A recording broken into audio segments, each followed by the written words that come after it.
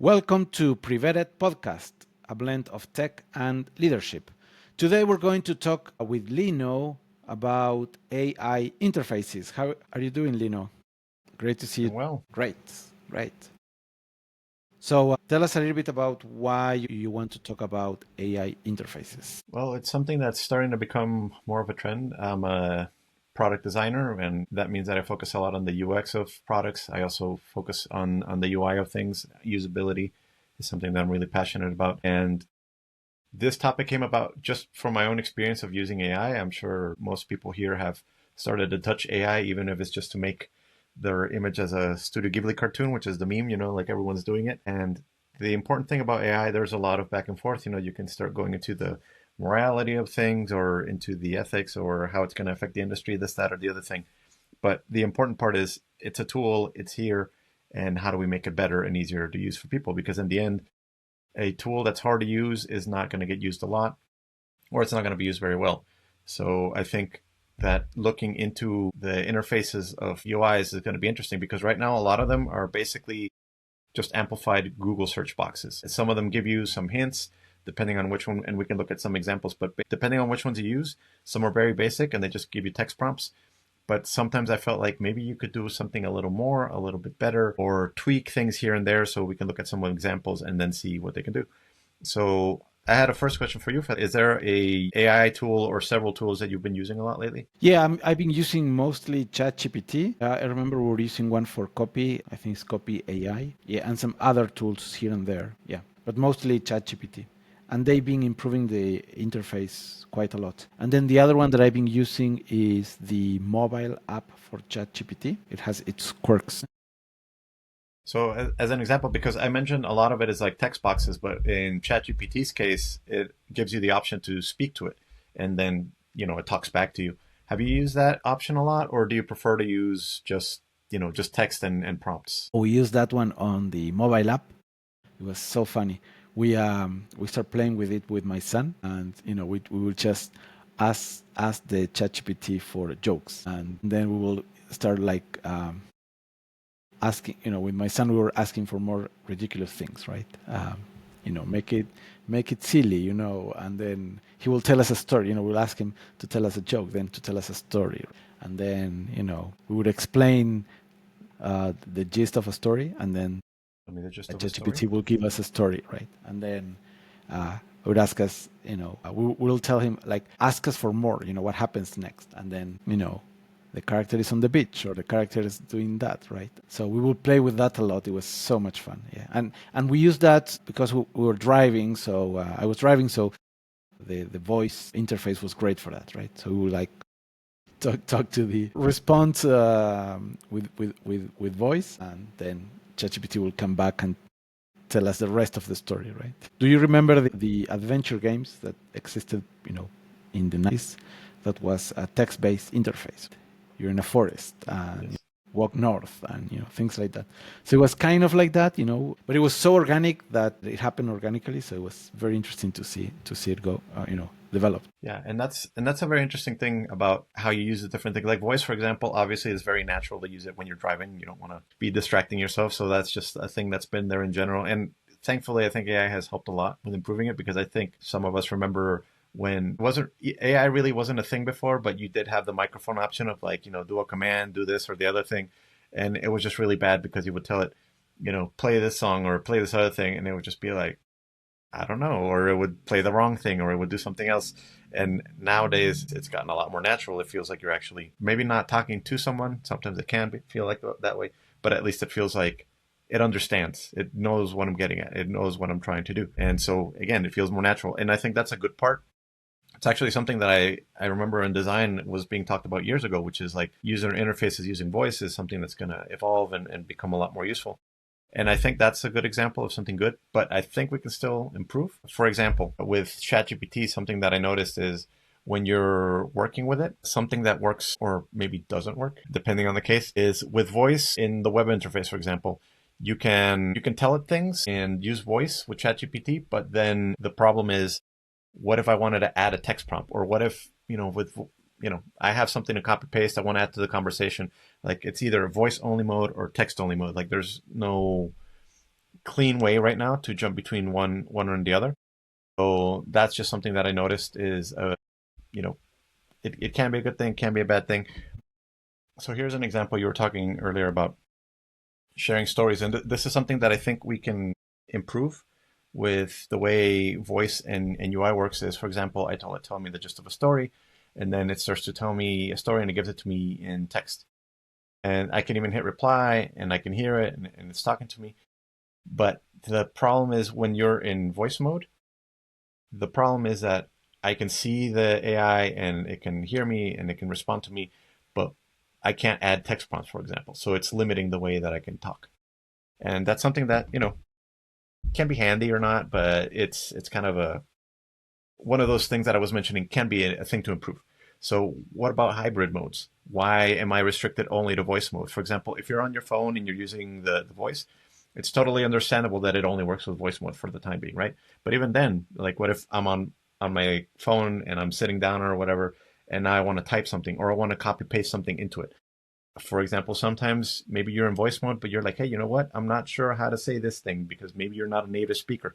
I know there's a lot of people that are using ChatGPT to practice language, to speak, to listen, to hear it. And that can be a really good tool. But what if you have a word you don't know how to pronounce?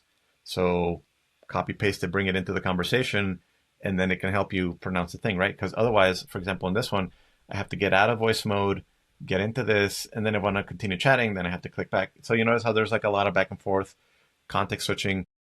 Maybe there's a better way to do both or to do a hybrid of these modes. So that's something else that, as an example, taking ChatGPT, we can probably improve. Something that I do think is nice is, for example, the fact that it gives you the option to add files, search, reason, and it gives you other options that are there. I think that's a nice thing that it tells you like what it can do, because there's a lot of people that still don't know how to use the interface, right? Because for a lot of these modes in the end, the search and reason is just like a way to boost the search, but you could just use plain search.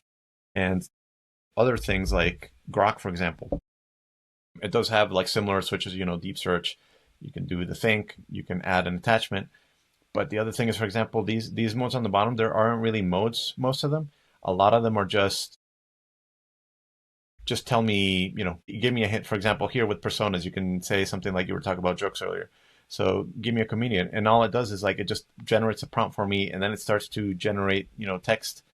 But it's not like when you hit deep search that you're telling it the prompt and I just want you to research it deeper, right? So this is something that, for example, Grok can probably improve on, because I didn't want it to start giving me a joke.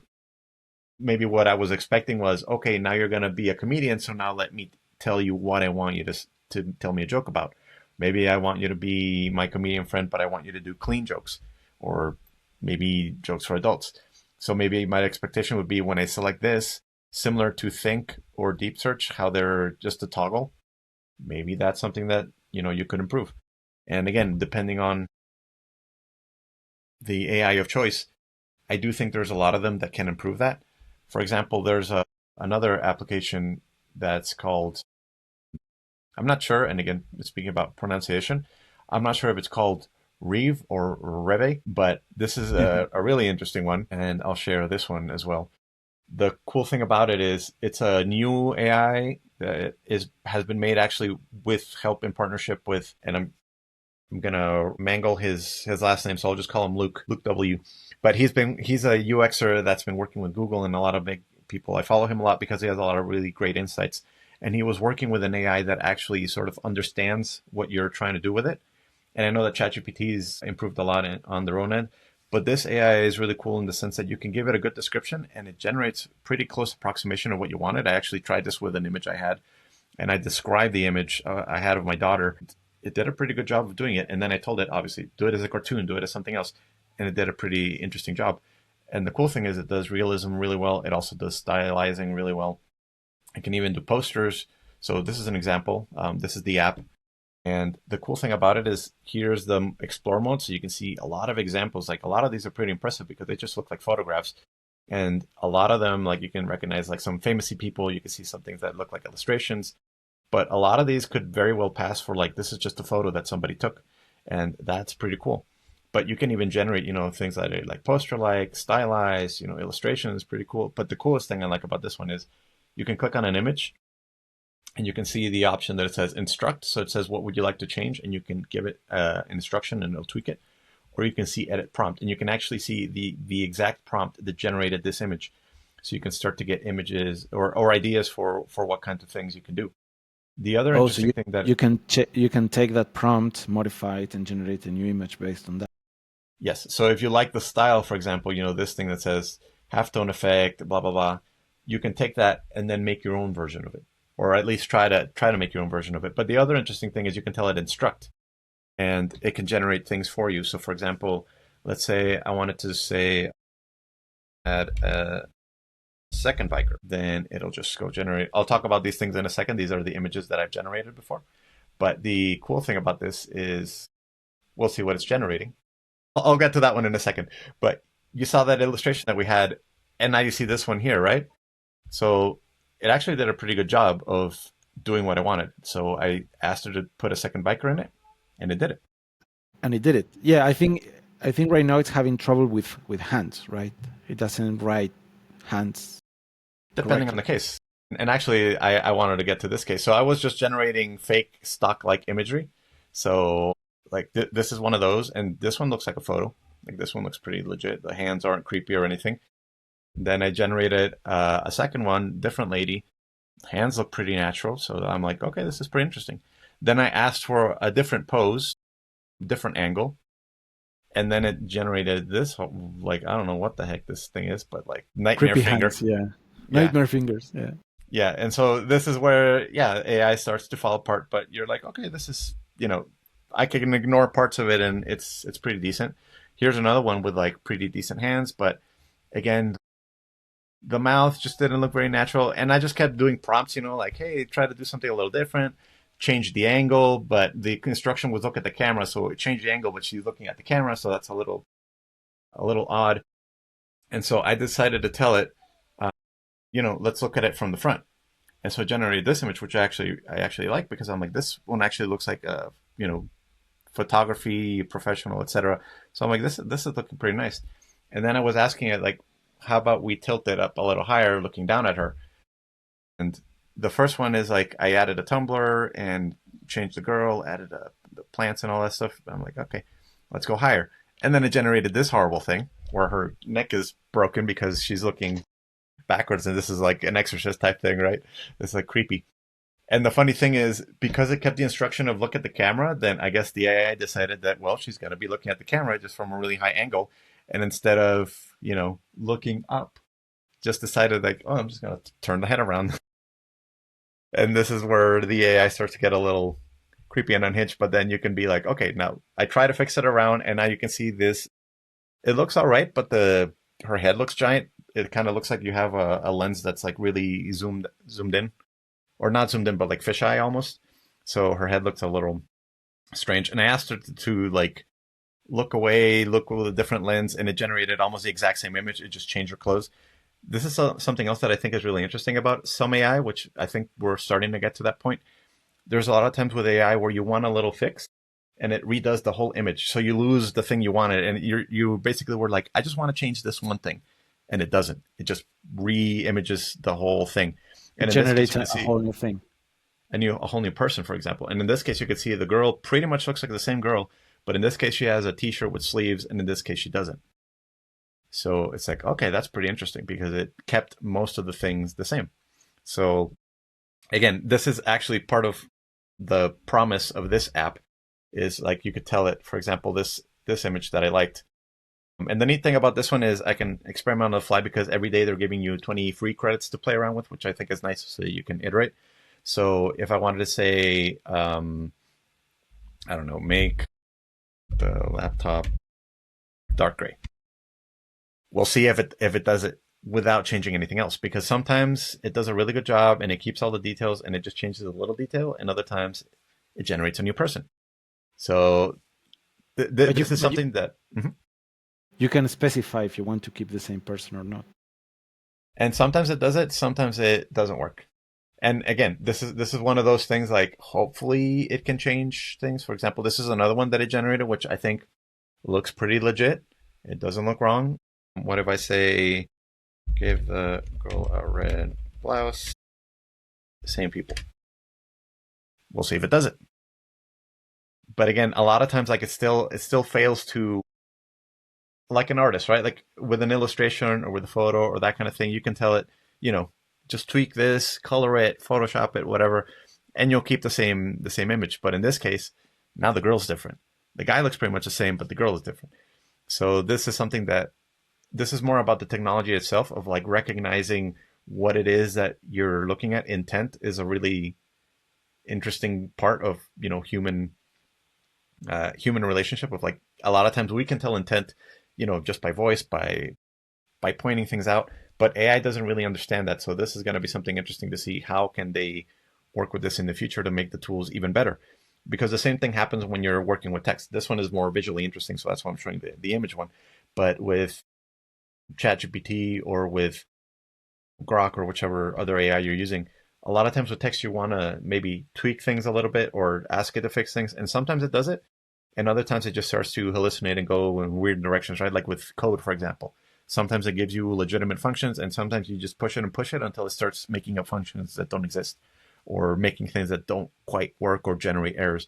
So again, this is something that hopefully we can improve in the future. As a little aside, for example, from this, I mentioned ChatGPT and Grok. When you're going to generate an image, you're used to using the clipboard, and then you can throw in a file, right? And then you can tell from that file, make it look like a cartoon, make it look like The Simpsons, whatever you want. With this one, it's actually odd because when you throw an image in it, because it doesn't actually like store images technically, all it does is generate like a description of that image, and then it tries to recreate the image for you. So sometimes Oh, you can get really weird results where you want it to edit a photo, but this one doesn't work for that. This one is not for editing images. This one is for generating things from a description that's detailed. So again, you can try to work with it, but it doesn't always work right. And the other thing that's interesting though is like you can work with like the seed to try to generate things that are related to the image. You can turn off the enhancing, so maybe sometimes the inputs you tell it doesn't generate the prompt you wanted, so you can turn that off as well. And obviously here, this will use more credits, but you can tell it to give me, 2 or 3 versions at the same time. And the other cool thing I like about this one specifically is you can even tell it the format. So like if you want something for your phone or you want something to use on your desktop, you can tell it the image format, and that's going to affect the way that it generates an image. So again, there's cool things, but there's still room for improvement. Something that I noticed that they maybe took away is they used to have, I forget what they call it, but sort of shortcuts. So like it would take, for example, the word sepia tones, and it would put it in a little clickable box, and I could click it and it would give me suggestions to change it.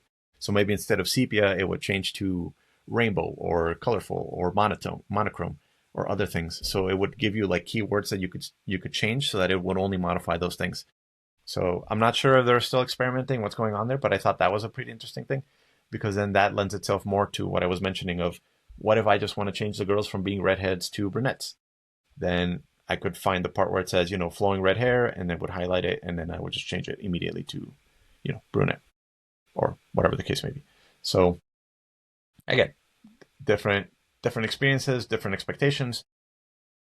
And again, sometimes you get really creepy things, but what do you think, Federico, of like these kinds of tools and experiences?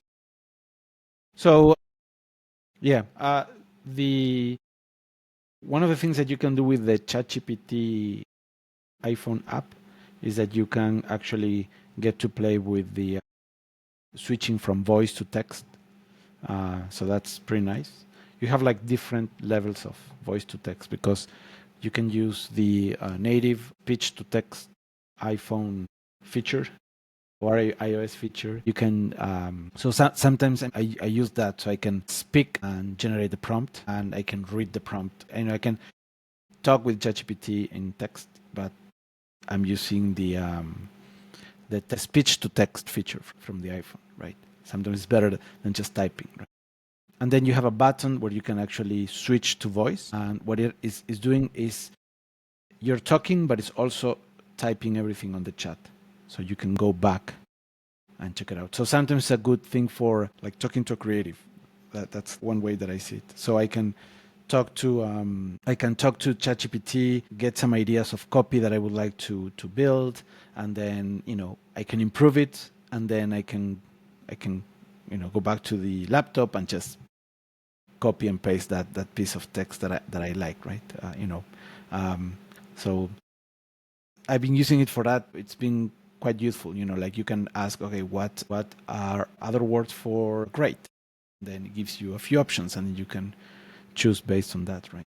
So that's pretty nice. So yeah, I like that. I'm amazed by what is the name? Rev.art, what what they're doing, because when I try to use the actual image generation on ChatGPT, it hallucinates a lot. It gives you very weird outcomes, and I've seen that there are a lot of other tools that are getting better at it, right? But usually I come back to ChatGPT because that's where I have most of my workflows, right? So yeah, but that's very nice. I like that new functionality of Rev or Riv. I don't know how to pronounce it. Yeah, I think that's very interesting. And I find it was hilarious to see the position of the women from the top with the neck up. Yeah, some very, very creepy things. But there's also a lot of like very cool, very interesting images that it generates, and it does all sorts of things like photography. I think that one's pretty impressive when you give it a good prompt because it looks like legitimate photography. Or certain illustration types, it does a really good job. But then it hallucinates really weird things. But I think that's also part of like the exploration part, which is interesting. Sometimes frustrating is trying to play around with like, can I get it to do what I want, or can I get this idea in my head out? Which I think is something else that even though there's a lot of people fighting AI and saying like it's a horrible, bad thing, like what happened recently with Studio Ghibli and everyone turning their pictures into, generic versions of Studio Ghibli with the style that looks pretty legitimate in many cases. A lot of times it's just about expression, Sometimes it's like, I'm not trying to replace an artist. I'm not trying to create some big work of art, or I'm not trying to get out of, you know, giving a commission to a real artist. It's just I wanted to make a meme, or I just want to do this cute thing or whatever, something quick for my phone or something, and that's it. It's just simple expression. So I think there's a lot of there's legitimate points on both sides, but I do think that interesting art tools like this, at the very least, if we can help people express what they need, that's going to be a powerful tool. In the end, it's like everything, right? Like we've had this before where you have certain tools that come out and then people say, well, that's going to replace this, that, or the other thing. And it doesn't in the end. It just makes the people that know how to use it more proficient, and the people that don't know how to use it, they don't need it. An example I was remembering the other day was with music. When autotune was becoming more popular, Cher, I think, was the first one that made it really popular with her song. But there came a time years later where I think you remember, Federico, where everything was autotuned, and there were all these songs that were coming out that were autotuned, and it sounded weird, and it just became like a meme that everyone was doing, everyone was using, but eventually it was like, that's enough. And nowadays it's still used. It's just used so subtly that a lot of people don't notice. So, people with talented voices, you're going to hear their voices. And a lot of times you don't need to use autotune to fix things. But there's other times where, yeah, an artist maybe doesn't have the best pitch or the best voice or whatever. And so we're going to help them a little bit to fix things. But it's not going to be the exaggerated, T-Pain and other things where their voice sounds like a robot, like, with the voice going up and down the scales. So I think we're going to get a lot of that with AI. We've seen it already. There's a lot of abuse, a lot of horrible things, a lot of creepy photos. A lot of people are getting bashed for creating ads and other things using AI. And then when you see those little nightmare bits and pieces here and there, it's like you get criticized for it. So I think obviously you need to use caution. But for a lot of things, like, hey, I just want to try this thing out. Why not? Just play with tools like this one. People has been talking about AI is going to replace a lot of jobs, and I think that people using AI are going to take the jobs of people not using AI. But I don't think AI is going to replace people. There is a company, I don't remember the name right now. There's a company that was saying hire AI agents instead of people. Something like that. Get rid of people, AI. And basically what happened is that the they hired a lot of people recently. They, they were giving them a hard time for that. I mean, that's it's like everything. Right now, there's a lot of people that are looking at AI as a way to replace people or to hire less people. And for smaller companies, I can see the point. Like sometimes you just can't, right? Like you literally can't hire extra people, so the tools are just there to help you do more with what time you have, right? For like what you were saying, helping with copy, helping with productivity, with searches, with all those kinds of things. But in the end, it's like everything. It's a tool. If you know how to use it right, you're going to become more efficient. But sometimes if you become too dependent on it, that's also going to hurt you. Just like, for example, I mentioned illustration earlier. If you want to do like a really good ad, you can do some things with AI, like I was showing with the examples. But a lot of times, there's like nothing beats intent, and nothing beats a real artist with specific style and being able to guide it and being able to mold it into what you want specifically. With AI, you can sort of get an approximation, and a lot of times that's what I notice with AI. A lot of times it's just like good enough. It's sort of what I wanted, so let's just roll with it. But with an artist with intent, you can get something. Same with copy.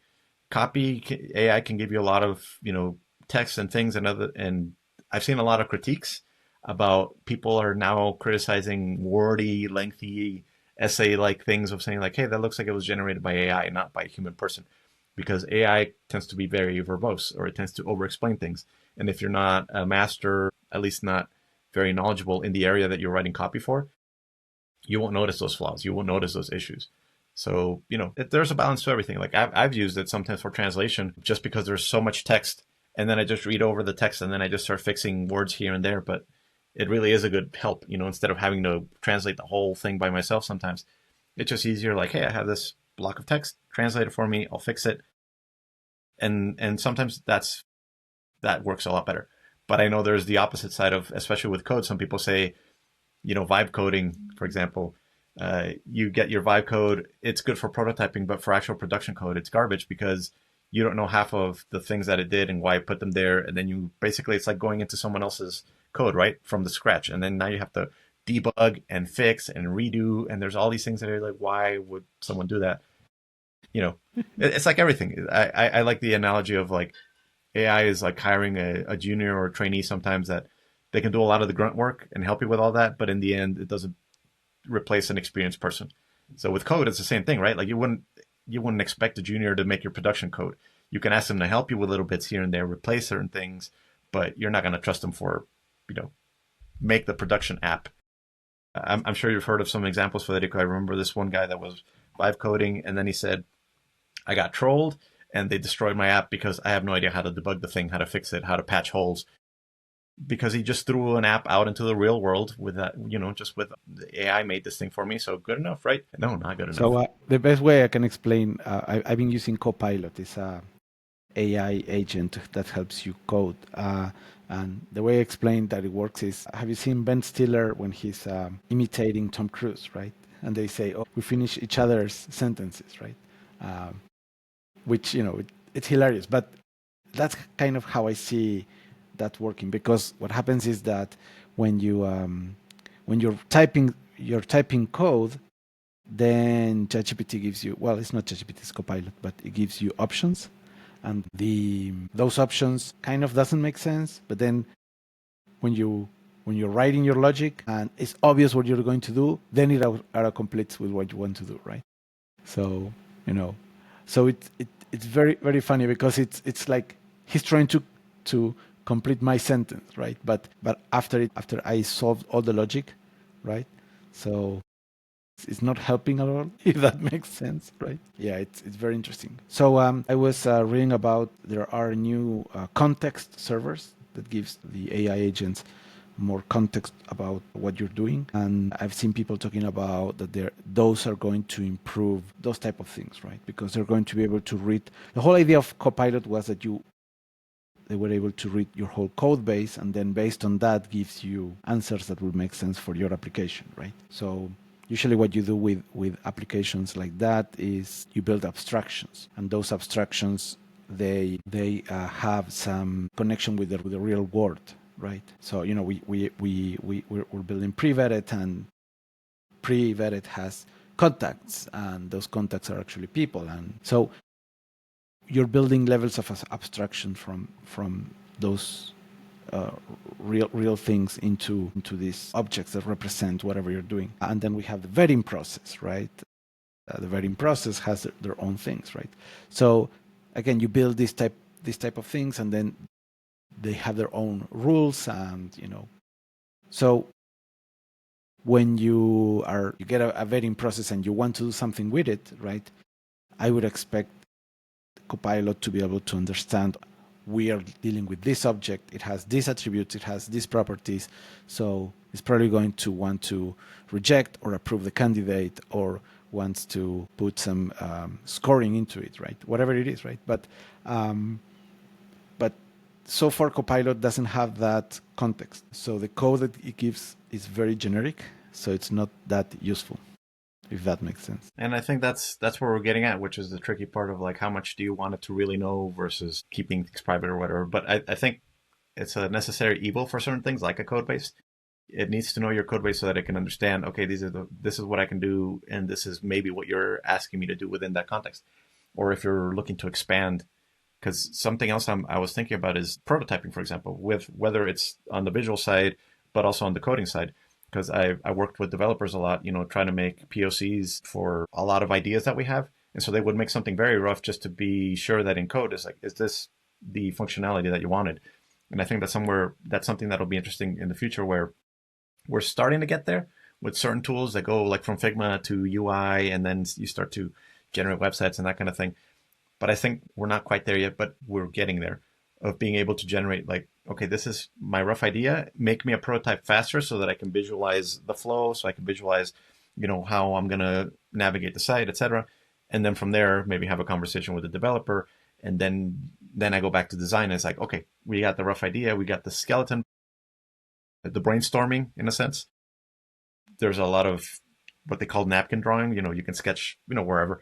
But a lot of times you have a basic sketch, and sometimes you would like to make a prototype. And before, we used to have, some people still do it, but what is called paper prototypes, where you literally just have a lot of sheets of paper of like, okay, when you click on this thing, now you change to this screen, and now you click on this thing, here's the menu, and it's literally you're just stacking pieces of paper on top to simulate the prototype. And now I think with AI we can get to that point of like, well, let's do it digitally, and it actually seems like maybe not like a real website, but at least it gives you the idea. Like here's menus, here's content, here's other things. And maybe it looks sketchy, because that's another problem, is a lot of times you show something to a client and it looks final-ish, and they think that's the final site. So they're like, hey, the colors are wrong, or this, that is like, that's not important. The important part is, does it work? Does the thing do what it needs to do? And so I think that'll be something that'll be interesting once it actually understands that context. Hey, can we prototype this thing? And even more interesting would be, within the application that we have, can we do this new prototype or this new functionality, but keep the other things in mind so that it looks like what we've done before. And so we can start to test new ideas, new products, new flows, and just do it a lot quicker, like you were mentioning, right? Like, oh, what if we add the new flow?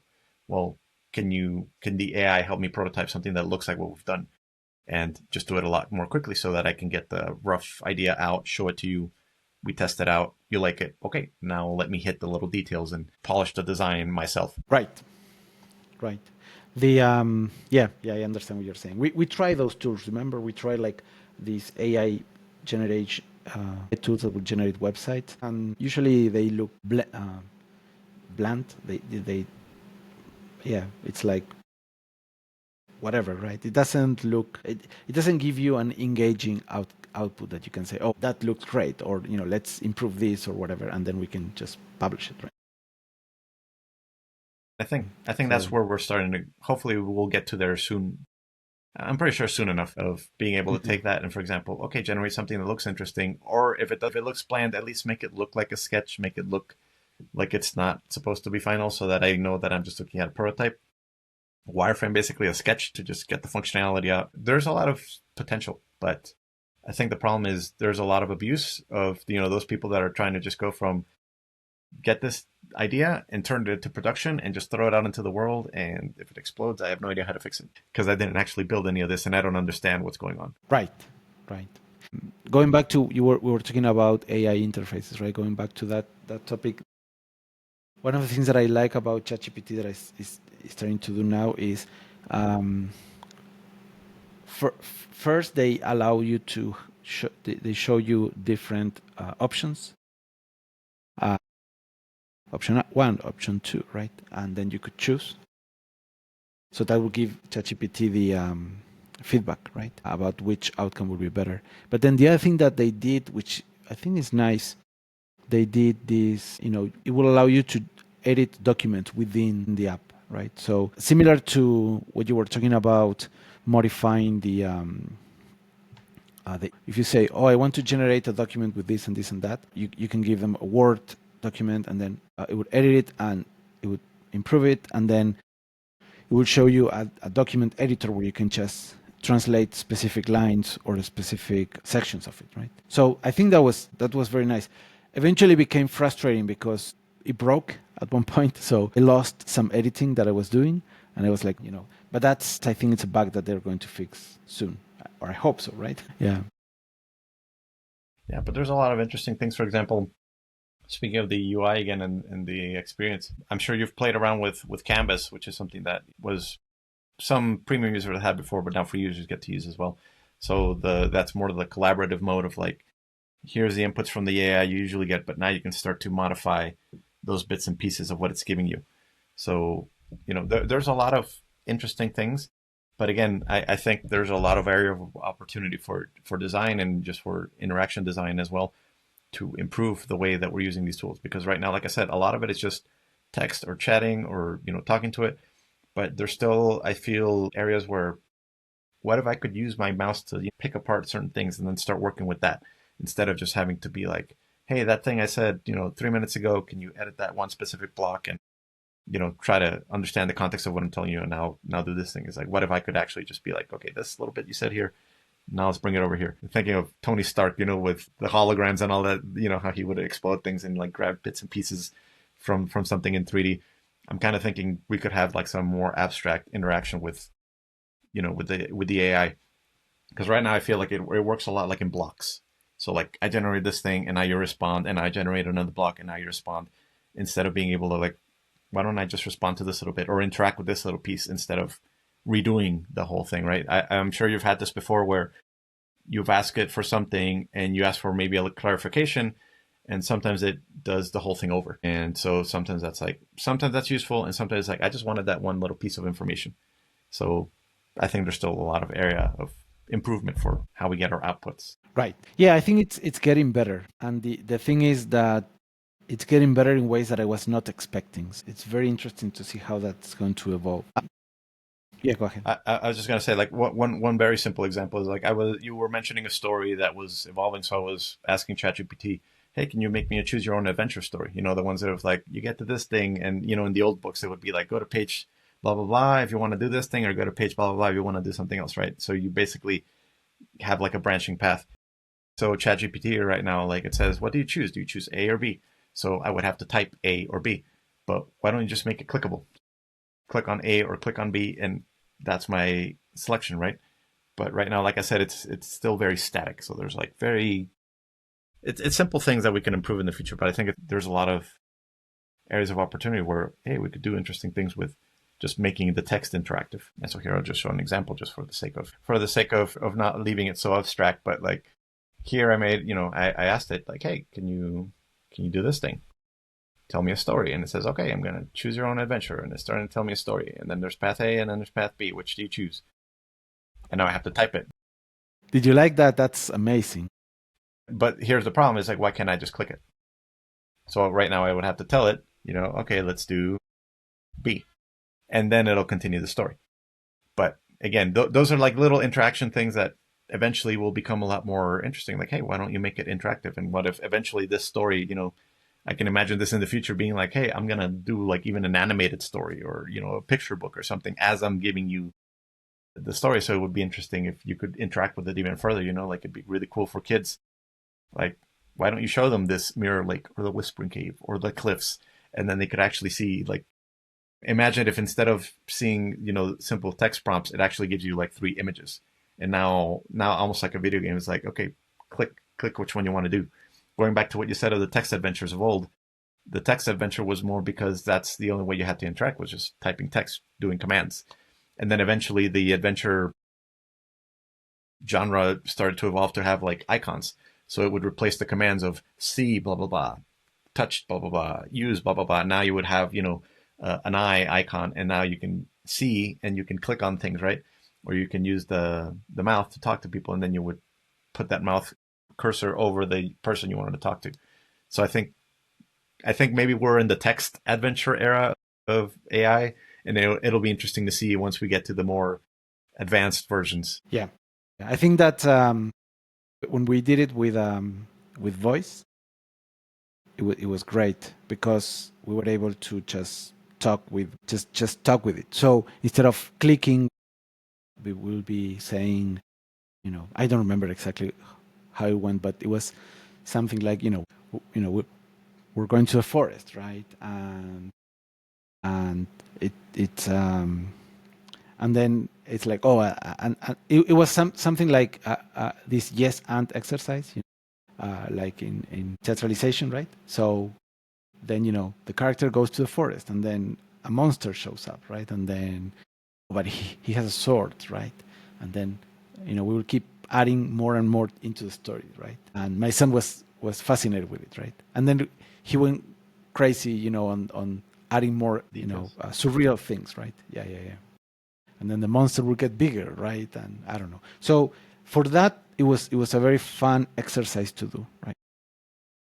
Yeah, and that's the other thing is like the mode of interaction, right? Because like you said, if you're on a road trip, you want to talk to it. So that's a natural way of like you just give it details and you tell it, I want to do A or B. I want, go to the mountain or go swim, and it keeps going. So that's a good form of interaction. But what I'm saying is like there's so many other ways that you can interact with things. Like for example, if you were doing this on a touchpad, on an iPad, for example, then what else can you do? You could, put it out there and just do voice. But what if it could actually start to illustrate things? Or for example, for a lot of things, I think it's good to just use the imagination, right? Like if it's just voice, you're just imagining it in your head, I think that's perfect. But there's other applications where it's like, well, maybe show me the thing, and then let's try from there. That could be another interesting thing. And again, maybe it's a choice thing. Maybe you do want it to just stay as text because you want to imagine it, so you don't want it to give you ideas. But maybe you can be like, hey, you know what? I'm doing this for my little kid, so maybe generate images as we're doing it. And again, this is probably going to be tied to the speed of AI image generation, the cost right now, which is another real thing of how long it takes to do these things, processing power and all that. But I think it's a very interesting future where we can improve a lot of usability. And I'm sure 10 years from now, we're just going to be looking at like how prehistoric, the text box is compared to what we're going to be doing. Yeah. I think it's getting better. My concern, and this is beyond the AI interface, my concern is that people are starting to use it to as crutches. So instead of thinking, they just use ChatGPT for it, right? I feel I'm getting old when I'm saying that because they said the same thing when people were reading newspaper, right? Like, oh, the youth is just distracted, they get absorbed by the newspapers, right? And then eventually was the phones, right? People get so distracted with the phones, which, there are some cases where they are, right? I'm hearing myself and I'm feeling I'm looking like an old man just complaining. Right? But I think you got a legitimate point. The issue is that people are using it to, for instance, cheat on interviews. So that's not good, right? Yeah. But in the end, that's something that's going to be important is I think a lot of people are starting to get lazy, which is what I was getting at before, where some people are just saying, oh, let's just replace everything with, less people or with AI or just do it with AI. You don't need another team. I think recently, who was it that was mentioning Shopify? They were mentioning like, if you want to grow your team, you basically have to prove why AI agents won't cut it and why you need another human being to be in there. That's kind of controversial. I understand the whole point of like play with AI, use it, figure out, ways to get better. Like you said, there's a lot of people who don't touch AI at all. They're probably not going to be as competitive as people who do know how to use the tools just because of all the options that it gives you, the things that you can do with it. But I don't think that's a replacement for hard skills. And I've heard a lot of people recently, very smart people that use AI, mention it. Nothing beats hard skills. Like talking about code earlier, I could become a Vive coder and yeah, it makes things and they sort of work and they do the thing and they're interactive. But as soon as I need to debug it, I'm lost, because I don't have that experience of knowing how to properly structure code, the logic of things, where things go, why this is pointing to that, how this function is related to this other one. like, can I even delete this thing? I don't know because I didn't make it. I didn't put it there. So for the person that doesn't know, it's like very daunting. It's speaking of the old person analogy again, it's like when your parents are all, maybe not your parents specifically, but typically older people, they would be afraid of the touch phone because they're like, what if I break it? What if I push the wrong thing? And a kid is like, I know nothing's going to break because you can undo things, you can reinstall things, you can restart, you can reformat, whatever, right? So you know that there's really not a lot of scary things you can do, so just play with it. And the same thing with these tools is, if there's code and I have no idea how to play with it, then I'm going to be terrified of touching it, because if the AI can't do it, or if the AI doesn't know exactly what it is that I'm trying to debug or fix or do, I'm lost, I'm stuck.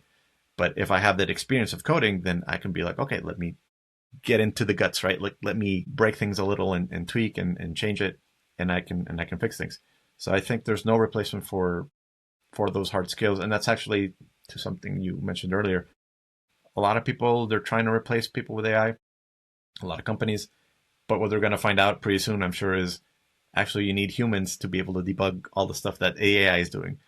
Someone was jokingly mentioning earlier that he says, as a QA, I'll never be out of a job because AI is just going to generate so many errors, so many problems, so many issues that he's like, I'm always going to be finding things to fix. So he's like, I have job security in a sense. And I think that's true. AI can probably help you find a lot of bugs, a lot of issues, or at least identify them. But in the end, there's no replacement for a lot of what humans could do. And to your last point of laziness, I think a lot of people have mentioned it too. Your phone now, like, that's your contact book, and now you have it all saved in the cloud, right? So how many phone numbers do you remember now? I remember when I was a kid, I would remember a lot of phone numbers, and now I know less than a handful of phone numbers by heart because you don't use them anymore. Do you still remember your phone number? Because I don't. I do, but because I have to use it a lot. And I know my wife's, because, for example, it's very common in a lot of places that your phone number is like your ID, basically. So you give them your phone number, and that's tied to your account, or that's tied to your shopping, card or whatever. So, but again, it's like two or three numbers that you use frequently. Like, if I had to call my parents, I would need to ask somebody, or I'd need to look it up in my contacts because I don't know their phone number. So, it's like, what do you do? Well, And that goes to your point. we used to have the phone numbers written down or remember by heart, because if you get lost, that's how you would reach out, or whatever happened. Right now, everything is on the phone. Right, you don't remember all that stuff. Right. Yeah. So you don't even think So about it. we've been doing some interesting things on the vetting side to try to avoid people cheating on the interviews, because we've seen very crazy things, right? And I've seen candidates that are not real, or that they're real and then they send an AI to do the interview. So Yeah, I very remember one interesting. example. So someone was saying, "Put your hand in front of your face," and the AI couldn't do it because that was going to glitch it out. So it just did this, I think, or something, but it couldn't put the hand in front of the. And I was like, "Yeah, it's interesting." Now you're going to have, just like there's captchas. Now there's going to be like a human captcha during an interview. Like, hey, can you just do this thing real quick? And if something looks a little fishy. But yeah, this world of AI, I think there's a lot of possibilities. Obviously, we've seen a lot of abuse. There's going to continue to be abuse as things regulate and people get used to it. But I do think that there's obviously a lot of improvements, not just in the technology itself, but in how we interact with it. But I also think it's going to be interesting to see how people use it. And like you said, maybe abuse it, because, our contacts now, that's where our phone numbers live, not in our heads anymore. So with AI, who knows what other knowledge we're just going to offload and just be like, oh, the AI will remember, or the AI will do it for me. And, some people say that leaves me more headspace to focus on things that I need. But like you said, for some people, it's just going to be laziness, and they're not going to be thinking more stuff. They're just going to be thinking less. So it'll be interesting to see how that goes. Yeah, I think it's like any tools. You can use a hammer to build a house or to kill somebody, right? So it really depends on on the people, how they want to use it, right? But yeah, I think that we're getting better. The tools are getting better, and it's up to us to figure out how to leverage them rather than try to use them as scratch to be more lazy, right? I think there's a good component for laziness, because laziness, you can leverage laziness so you can improve things or do things faster, better, so or doing it in a more creative way, right? So I think that's I've used it. I use it a lot to optimize things, right? So rather than doing things 10, 20 times, well, I can do it once, and then it's more effective, right?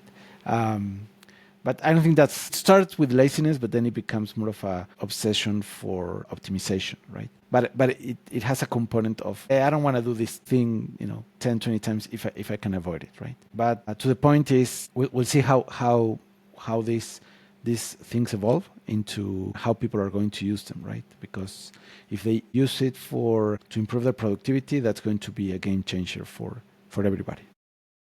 Yeah, and I was thinking I'm sure someone's coined the term before, but like a new industrial revolution, because I was thinking of what you were saying of laziness. It is true that, the industrial revolution replaced a lot of jobs because there were a lot of times where people, had to do everything by hand. And then all of a sudden now a machine can do it for you. So you're not needed anymore. But that also opened up the doors for, well, now you can have a more interesting job instead of something tedious and boring that you're just like brain dead doing the same repetitive action over and over and over. How about you actually do something interesting, right? Uh, and I think the same is true with AI. I know it's saved me a lot of time in searches. And again, like you said, the laziness factor, the I don't want to do it. But I've also noticed that sometimes I like to research things a lot, and sometimes I lose a lot of time just looking through sites and trying to back and forth. And I like the fact that the AI is kind of like an enhancer in the sense of like, it gives me a lot of sources. It gives me a lot of, a summary of things, kind of like Wikipedia, but on steroids, of like, gives me an idea, a direction. And then if you want to look deeper into it, you can start looking into the sources and looking into the details. I think AI has helped me a lot with that too, of like researching, of like even something as simple as like, I do that a lot. Help me compare this, that, or the other thing. I'm not sure if you're a fan of the Big Bang Theory, but there was this episode where Sheldon was trying to decide between an Xbox or a PlayStation, and he just kept going back and forth because it was like, well, I like this about this thing, but the other one has this thing, but the other one has this thing. And sometimes I find myself in that kind of situation where I can't decide between two because there's just like pros and cons to both. And I've used AI sometimes to help me with that. It's like, hey, can you give me pros and cons for both, reviews, et cetera, right? And in the end, that speeds up the process of like, I still research a little bit extra or look into what people say, but a lot of times that helps me make up my mind of, not because the AI told me, but because it lists the things in a way that I can just more quickly compare and be like, okay, this one has the thing I want. This one is missing that feature that I want. And now you can weigh them more quickly, I guess. Instead of having to go through the whole review of one and the whole review of the other one, you can kind of zone in on what you want. And I think it's true what somebody had mentioned. The more you know how to be specific and detailed, that's going to help you a lot with AI. If you're very vague and generic, you're going to get vague and generic answers, and that's not going to help. Great. So I think we can wrap it up for today. I think it was a very interesting conversation. And I'm looking forward to our next topic. Hopefully something not just AI related, but we'll see, because there are so many things we could talk about. But I enjoyed this conversation a lot. Thank you very much for your time. And for everybody that is listening, thank you very much for joining us. And I'm looking forward to see you on our next episode. Thank you very much. Thank you. Bye.